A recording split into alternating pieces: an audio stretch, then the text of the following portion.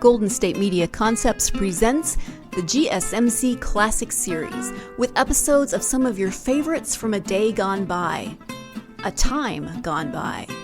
Join us as we time travel to some of your classic favorites from yesteryear. The GSMC Podcast Network invites you to sit back, relax, and enjoy the GSMC Classics series on the Golden State Media Concepts Podcast Network.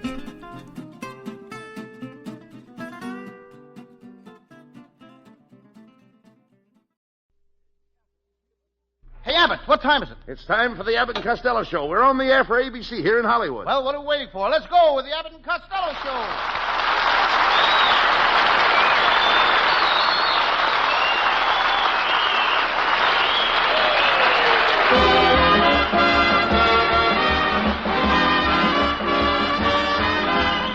Yes, it's the Abbott and Costello Show, produced and transcribed in Hollywood for your listening and laughing pleasure. Chuckles with a carload and music by Matty Malnick. So hold on to your chairs, folks, for here they are, Bud Abbott and Lou Costello. Hey,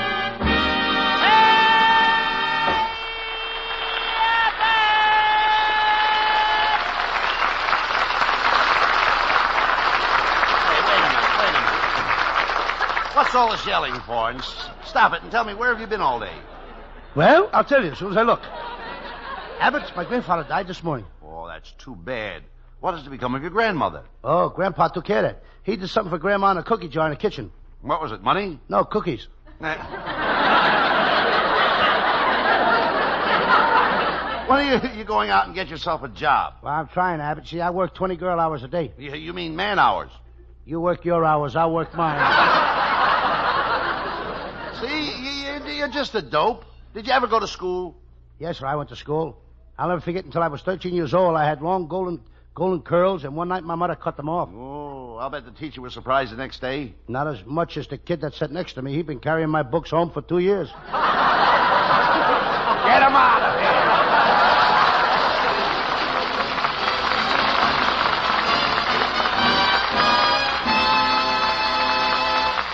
Folks, we're in for some real laughs with our zany stars tonight. But before they continue, listen to this.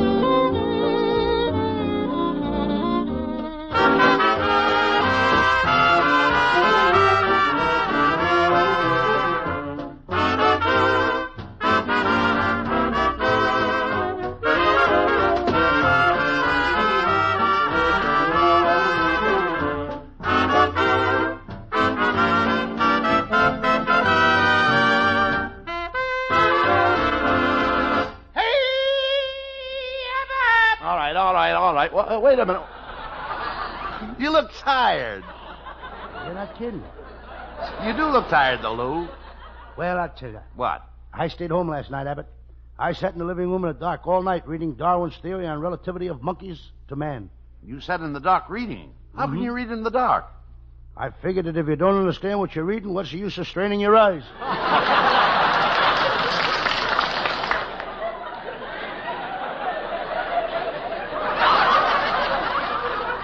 You know nothing. You know nothing about books. Your whole family is illiterate. Is that so? Yeah, that's so. Well, my Uncle Tom is a great writer. The poor guy, his wife ran away with a sailor. All the animals on his farm died. Cyclone blew down his barn. His car rolled off a cliff. He had a bad case of laryngitis. His house burned down. And in trying to put out the fire, he climbed up the fireman's ladder and fell off and broke every bone in his body. So he wrote the story of his life, and now it's on the radio. What's it called? A Date with Judy.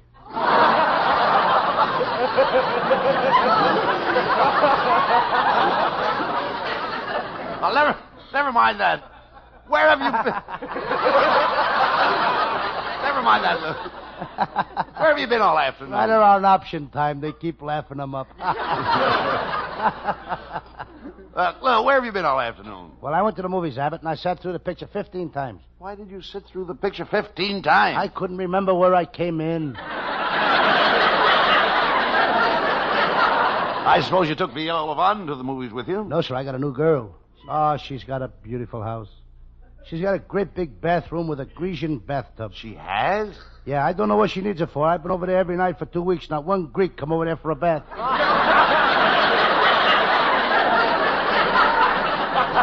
You and your girls, you dummy. You don't know the first thing about girls. I'll have you know that I've been going with girls all my life.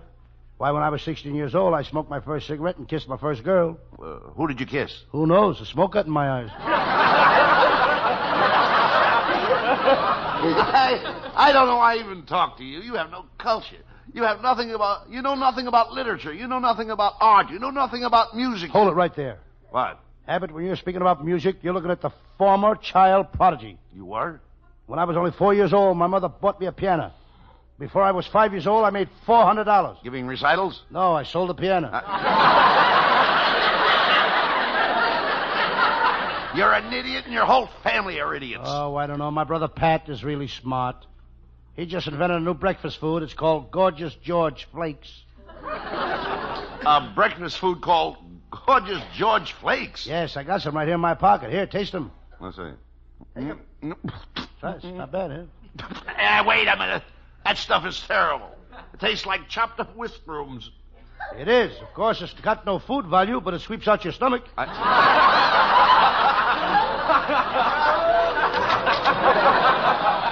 Hello, Uncle Louie. Hey, it's Abbott's nephew. What do you want, Nephew Norman? Well, Uncle Bud, I've just been reading a book, and it says that the girls that graduate from Vassar College have 3.1 children, and the girls that graduate from UCLA have 1.2 children. And this proves conclusively that women have more children than men. And why not? They're home a lot.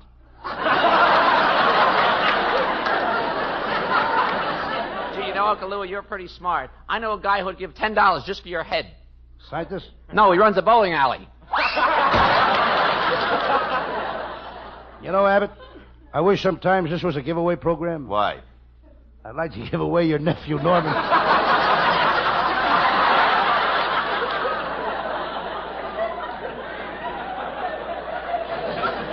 You lay off my nephew. Abbott, I just found out why they call him Norman Mixmaster Abbott. How did he get the middle name of Mixmaster? When he was born, his father took one look at him, threw all his money in a bowl, and beat it. Costello, how can you be so pleasant one moment and so mean the next? You're a regular Dr. Jekyll and Mr. Hyde. Who were they? A team like Amos and Andy and Abbott and Costello? No. Dr. Jekyll and Mr. Hyde were one man. Or rather, they were really two men. Only actually, they were only one man. Don't you know the story? No, and it don't sound like you do either. Well, it's a very famous story. Are you familiar with Robert Louis Stevenson? Why, he hardly ever speaks to me. You idiot. Stevenson has been dead for over 40 years. No wonder he hardly ever speaks to me. I've read all of his stories.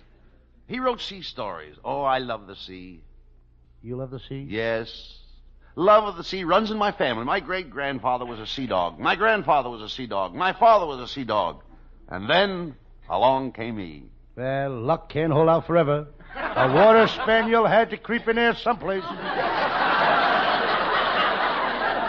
idiot. You know nothing about the sea. The ocean is wonderful. Have you ever seen the flying fishes fly and the leaping tuna leap? No, but I saw the dolphins dolph. And I've heard the porpoises perp.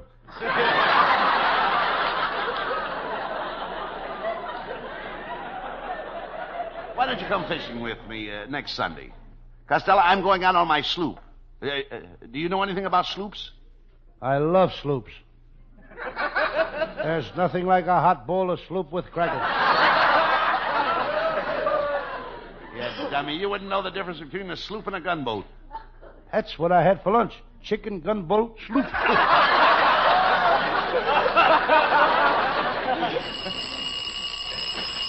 Come in. Hi, Hiya, fellas. What do you want? Nothing. I saw a sign out there that said, ring the bell for Abbott and Costello. Well? What's the matter? Can't you guys ring it yourselves?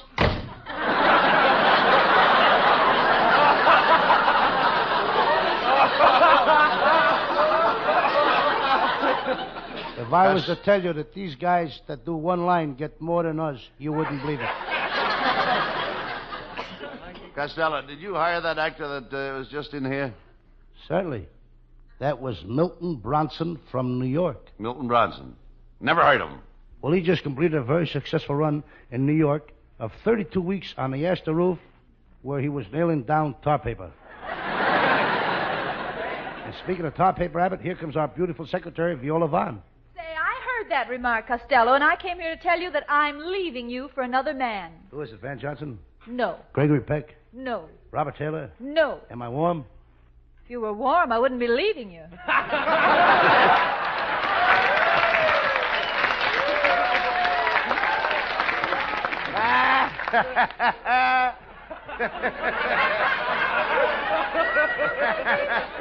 That's telling him, Viola. Viola, sweetheart, you can't leave me. I love you. Come into my arms and give me a kiss. I can't. You've got a cigar in your mouth. What are you worrying about? It's not lit. You have no romance in your soul. Yes, Abbott is right, Costello. Have you ever really made love to a girl? Last week I met a girl under a tree in Griffith Park. We sat under that tree and made love. Every time I kissed her, she'd carve my initials in a tree. Every time I kissed her, she'd carve her initials in a tree. Every time she'd kiss me, I'd carve her initials in a tree. And every time she kissed me, I'd carve my initials in a tree. Then what happened? About 9:30, the tree fell over and hit us on the head. You must be pretty sharp at kissing. Well, Viola, my kisses come in 4 delicious flavors. What are they? Baked, fried, barbecued, and hitch up the fire engine, boys. There's going to be a hot time in the old town tonight. Viola, why don't you marry Costello? Why, that's the most obnoxious proposition I've had this year. I knew you'd like it, Viola. Viola, if you marry me, we'll have a boy for me and a girl for you, and a boy for me and a girl for you, and a boy for me and a girl for you. Wait a minute. What about me? We're not taking any more orders right now. Viola, I'm going to kiss you. Costello, if you kiss me, I'll tell all my other boyfriends. Tell your girlfriends. It'll do me more good. Viola, you know how Costello and I feel about you, and it's up to you to choose between us. I did. This afternoon I was in the woods, and I picked a daisy, and as I pulled off the petals, I said, I love Abbott, I love Costello. I love Abbott, I love Costello. And which one of us won? Matty Malnick. Matty Malnick. Uh-huh. How did he get in this? He was in the woods with me when I picked the daisy. No, I'm only kidding, Lou. You're really the one I love. Naturally. Oh, come here. Let me put my arms around you. There. Just rest your head on my shoulders. Lou, Yes. would you mind if I ran my fingers through your hair? I wouldn't care if you ran through it in your bare feet. Viola, when you hold me like this, I get a naked feeling in my chest. Is it love? No, you're bending my junior G-man's bad. Get him out of here!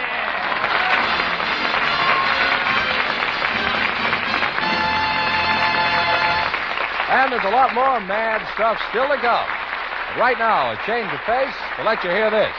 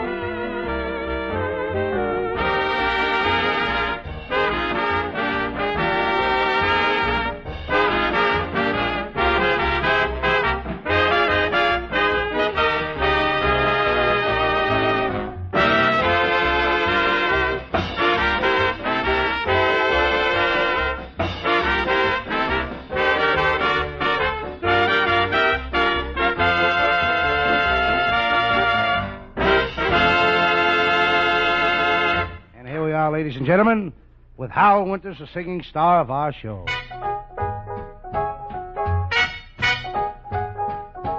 Brush those tears from your eyes and try to realize that the ache in my heart is for you. Brush those tears from your eyes and try to realize that from now on I'll always be true. I went away, but I didn't mean to stay, and I will regret it until my dying day. Brush those tears from your eyes and try to realize that the ache in my heart is for you. Brush those tears from your eyes and try to realize that the ache in my heart is for you. Brush those tears from your eyes and try to realize that from now on I'll always be true. I went away, but I didn't mean to stay, and I will regret it until my dying day. Brush those tears from your eyes and try to realize that the ache in my heart is for you.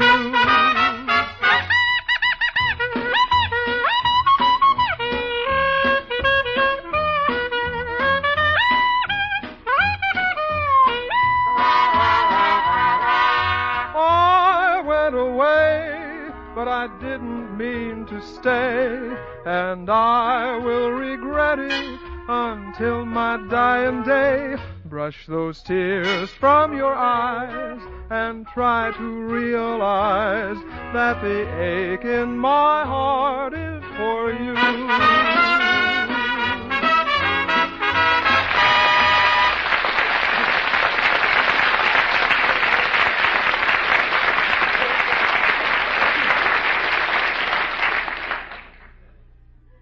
Hey, oh, no.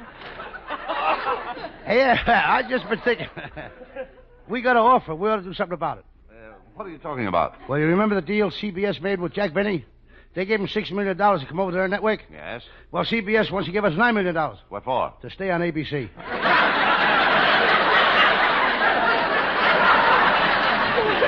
You idiot. Comparing yourself to Jack Benny. Jack is a great comedian. I'm a great comedian. Oh, Jack Benny is always good for a laugh. I'm always good for a laugh. Jack Benny gets $20,000 a week. I'm always good for a laugh. Jack Benny made Waukegan famous. That's in Illinois, you know. And you wouldn't have known it had you been there in the script.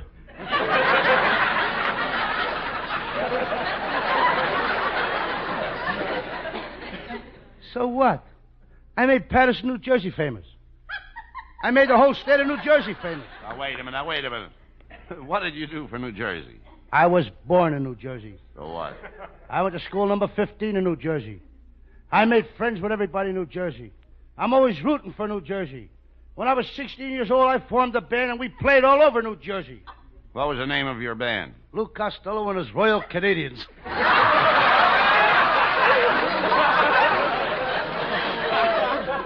Will you please talk sense? Hey, wait a minute. Come here.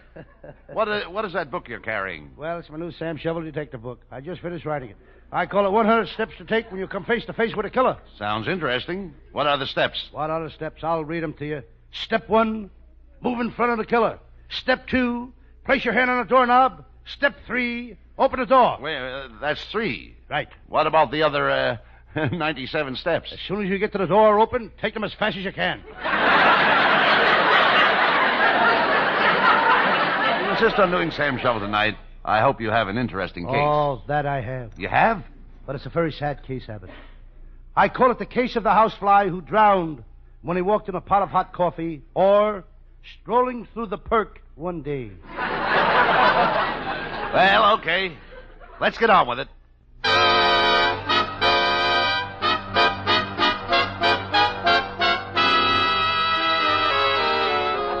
I'm Sam Shovel, Private Eye. Hello, Sam. That's the beautiful nurse that works for the doctor across the hall. He's an eye specialist.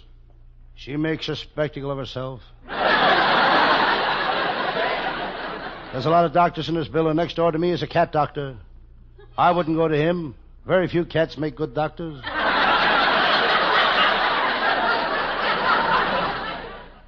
I'm tired. I haven't been sleeping good lately. My bedroom is right next to the nursery. All night long I keep hearing wails in the nursery. Just wails from the nursery. Sometimes I wish I had kids.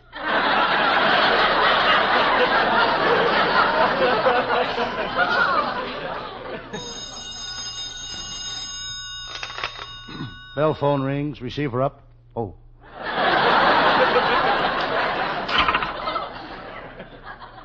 Hello, Sam Shovel. I was giving you the whole works. Hello, Sam Shovel, private detective speaking. Hello, Sam.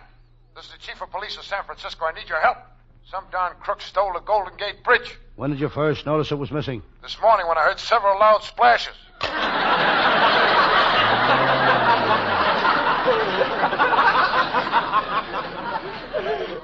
That's the way it goes in this business. You get all kinds of cases. I'm working on a case about a man, a crook, who steals soda pop. Nothing but soft drinks. The police haven't tabbed this public enemy number 7 up.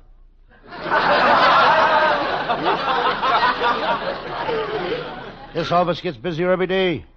I gotta get some new furniture. Ah, there's an ad in the paper. It says knee-hole desk half price.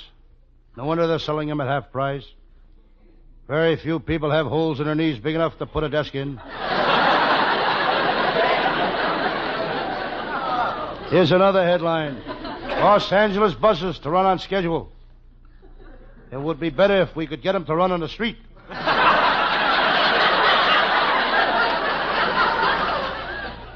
I noticed my pal, Lieutenant Abbott, of the homicide squad coming towards the office. Lieutenant Abbott is a self-made man. His family was very poor. Not only did he come into this world without a cent to his name, but when he was born, he owed $17. Abbott was an incubator baby, but his family was so poor he couldn't afford an incubator. For the first 6 months of his life, he sat in a can of Sterno.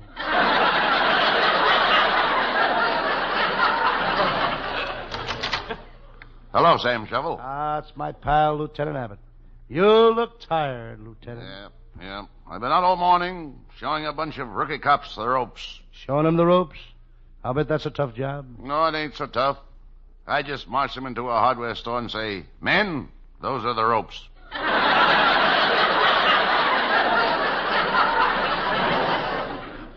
Come to think of it, Abbott, you ain't tired. It's your jokes.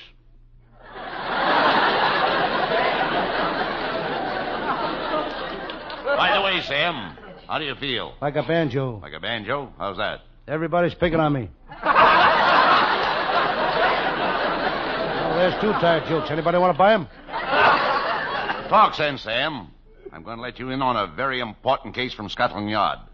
Lady Stirring Spoon, the famous English jewel smugglers in town, turn over a load of diamonds to Limehouse Harry, the fence. We've got Limehouse Harry in jail. Lady Stirring Spoon has never met Limehouse, and I want you to take his place. If you do this, you'll get a lot of cases from Scotland Yard. How can I be sure of getting more cases from Scotland Yard? Well, they will always be in England. Yes, and I hope we can afford it.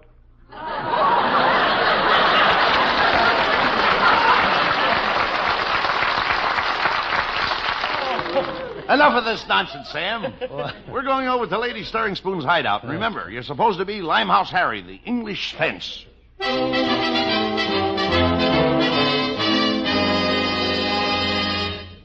Lieutenant Abbott and I hurried to Lady Stirring Spoon's hideout. I, impersonating Limehouse Harry, knocked on the door. The door was opened by one of the most beautiful women I've ever seen. She was wearing a Berlin airlift dress. In order to see her, you had to fly over it. Lady Stirring Spoon, I'm Limehouse Harry, and I'm a fence. A fence? A fence. You look more like the wall around the La Brea tar pits. Limehouse Harry, eh? Why'd you ever leave London? Well, old girl, I couldn't very well take it with me.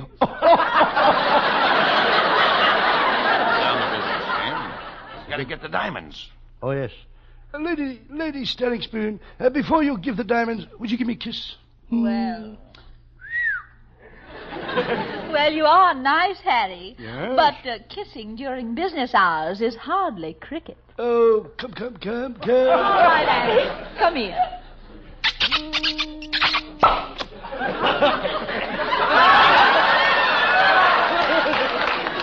There. And I still say that's not cricket. Lady, if cricket was like that, it would run baseball right out of town. Harry, you intrigue me. You're such a wit. How would you like to be my fifth husband? Fifth? What happened to the other four? Oh, they all died of natural causes. Pneumonia. How do you know it was pneumonia? They always coughed so when I took them out of the deep freeze.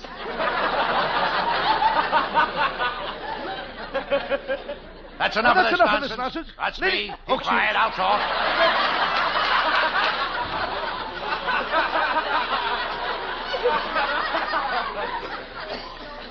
Enough is enough. You never had this girl kiss you, did you? Quiet. Just a minute. Guarantee Lady you Stirring place Spoon. 20 times. We're cops. What? I'm Sam Shovel, the detective, and I'm Lieutenant Abbott, and we're taking you to jail. Oh, go ahead. No, please, not that. Please, Mr. Sam Shovel, don't take me to jail. Lieutenant, she's too beautiful to put in jail. Let's give her a chance. Sam, you're crazy. She's a crook. What do you propose to do? Lady Stirring Spoon, I know you're a crook, but I'm going to give you a chance. Oh, Sam, if you do, I'll never steal anything again. Okay. I'm going to turn out the lights and count 3. Then I'll turn them on again. If all the diamonds you stole are on that table when the lights go on, I'll let you go free. Out with the lights. 1, 2, 3. Turn on the lights. Sam! The diamonds are not on the table, and Lady Stirring Spoon is gone. Where did she go? Never mind her, Lieutenant. What happened to my pants? Get him out of here!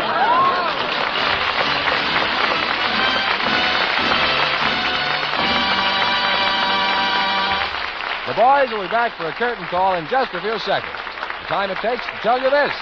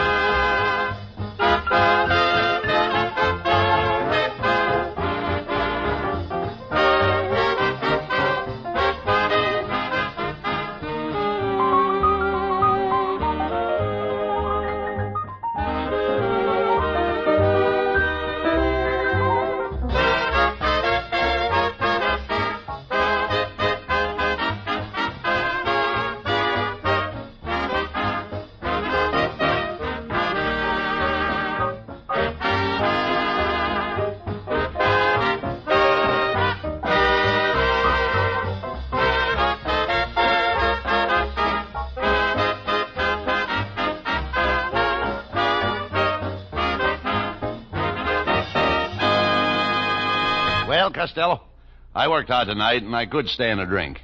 You know I don't drink, Abbott, but if you come over to my house, I'll mix you one of my Uncle Mike's favorites. What does it consist of? Well, first you take a quart of bourbon, mix it with 3 quarts of gin and a pint of vodka. Then you add 4 bottles of brandy, shake it all up together, and drink it. It's called a California Pedestrian Cocktail. Why do you call it a California Pedestrian Cocktail? One drink, and you'll never know what hit you.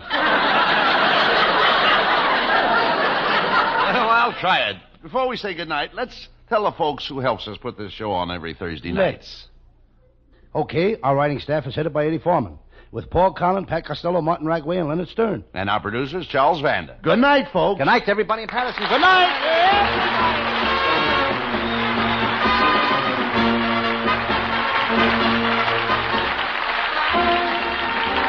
Listen each Thursday night at this time for another great Abbott and Costello show, produced and transcribed in Hollywood. Be sure to stay tuned for the outstanding entertainment which follows throughout the evening on this ABC station.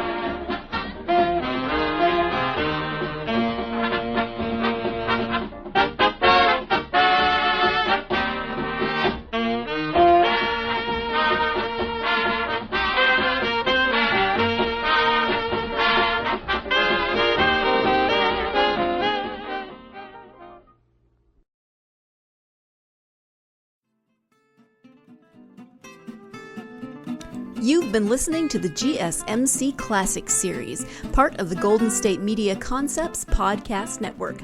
Follow us at www.gsmcpodcast.com and find all of our timeless programming by typing GSMC Classics into any podcast app, including Apple Podcasts, Google Podcasts, SoundCloud, Stitcher, and more.